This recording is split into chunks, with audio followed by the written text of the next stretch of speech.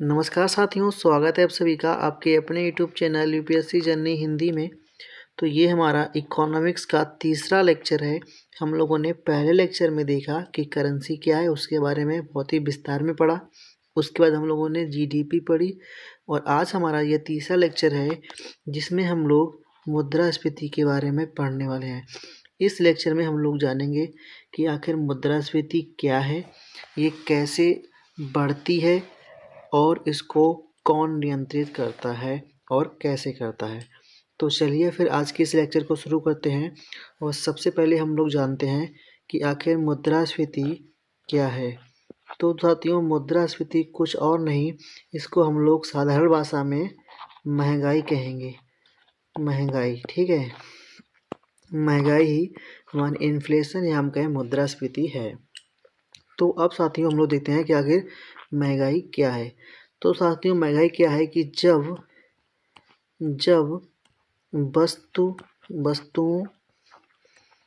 वस्तुओं और सेवाओं की कीमतें बढ़ जाएं। तो क्या है साथियों, महंगाई क्या है? जब वस्तुओं और सेवाओं की जब कीमतें बढ़ जाती हैं तो समझ लीजिए वही महंगाई है, ठीक है। तो अब हम लोग जानते हैं कि आखिर महंगाई होती क्यों है। आखिर मुद्रास्फीति होती क्यों है। तो इसमें साथियों क्या होता है कि जब हमारे बाजार से साथियों, केवल बाजार नहीं, जो हम लोग मार्केट जानते हैं, इसमें हमारे देश में जो भी लोग हैं, संस्था है, जो भी है, तो जब साथियों बाजार में तरलता किसकी, पैसे की, या हम कहें जब बाजार में पैसा बढ़ जाता है, तो जब बाजार में पैसा बढ़ जाता है तो ये मांग को बढ़ा देता है, ये डिमांड बढ़ा देता है, मांग बढ़ा देता है। और जब साथियों मांग बढ़ती है तो मांग स्वाभाविक सा है हमारी कीमतें बढ़ा देगी, और जब कीमतें बढ़ती हैं तो फिर मुद्रास्फीति, महंगाई बढ़ जाती है। हम लोगों ने क्या समझा अभी तक कि जब बाजार में पैसा बढ़ता है, और जब पैसा बढ़ता है तो साथियों ये मांग बढ़ा देता है, और जब मांग बढ़ती है तो वस्तुओं की कीमतें बढ़ जाती हैं। जब कीमतें बढ़ती हैं तो फिर साथियों क्या होता है, मुद्रास्फीति बढ़ जाती है। इसको एक ऐसे साधारण से हम लोग एग्जाम्पल से समझने की कोशिश करते हैं।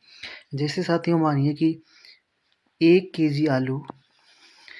केजी आलू पहले 20 रुपए का मिलता था, लेकिन साथियों अभी क्या हुआ कि कुछ लोगों ने क्या है कि के पास अब ज़्यादा पैसा हुआ, तो वो लोग क्या है कि समझ लीजिए कि समोसे, जो भी आलू से प्रोडक्ट बनते हैं, उन लोगों को उन चीज़ों को खाने की मांग बढ़ा दी, ठीक है।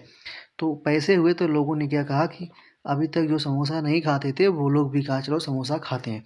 तो जब समोसा खाया तो क्या आलू की डिमांड बढ़ी। जब आलू की डिमांड बढ़ी तो अब क्या हुआ कि आलू 25 रुपये किलो मिलने लगा, और जब आलू 25 रुपये किलो मिलने लगा तो इसी को हम कहते हैं कि अब महंगाई बढ़ गई।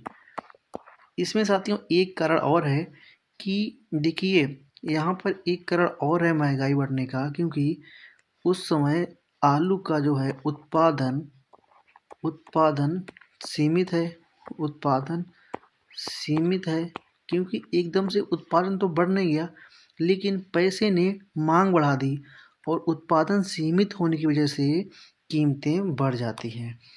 तो ये हम लोगों ने जाना कि आखिर महंगाई बढ़ती कैसे है और क्यों बढ़ती है। चलिए अब हम लोग जानते हैं कि आखिर ये महंगाई को भारत में नियंत्रित कौन करता है।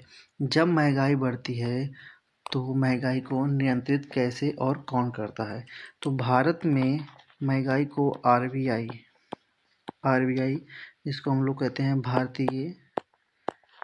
भारतीय रिजर्व बैंक, भारत में भारतीय रिजर्व बैंक मुद्रास्फीति को नियंत्रित करती है।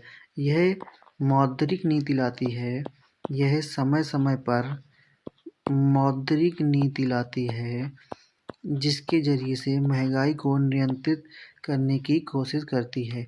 साथियों, ये मौद्रिक नीति में क्या करती है कि ये मार्केट में पैसे के प्रवाह को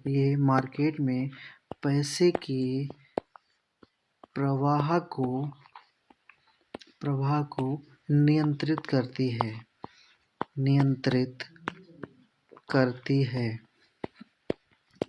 जैसा कि हम लोगों ने अभी देखा था कि जब मार्केट में पैसा बढ़ जाता है तो लोग ज़्यादा मांग करते हैं। जब ज़्यादा मांग होती है तो फिर वस्तुओं की कीमतें बढ़ जाती हैं, जिससे मुद्रास्फीति बढ़ जाती है। तो ये मार्केट में मौद्रिक नीति के ज़रिए से RBI मौद्रिक नीति के ज़रिए से मार्केट में पैसे के प्रवाह को नियंत्रित करती है। चलिए अब हम लोग जानते हैं कि वो कौन कौन से तरीके हैं जिनके ज़रिए से RBI मौद्रिक नीति को लाकर पैसे के प्रवाह को नियंत्रित करती है। तो ये साथियों हैं, इसमें हम लोग सबसे पहले देख सकते हैं कि इसमें बैंक दर के ज़रिए से उसके बाद रेपो रेट।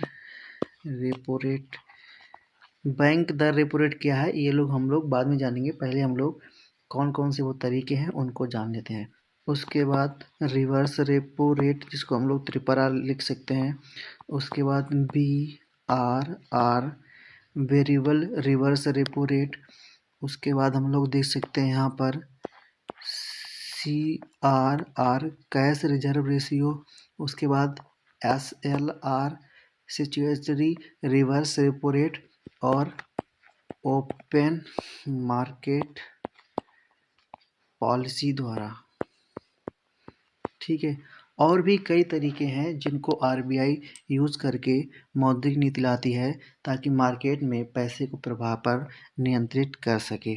आखिर ये क्या है? बैंक दर, repo rate, reverse repo rate, variable reverse repo rate, CRR cash reserve ratio, SLR open market policy या फिर अन्य तरीके, इन सबको हम अगले लेक्चर में देखेंगे। इस लेक्चर में हम लोग यहीं तक देखने वाले हैं। चलिए मिलते हैं नेक्स्ट लेक्चर में, तब तक के लिए जय हिंद।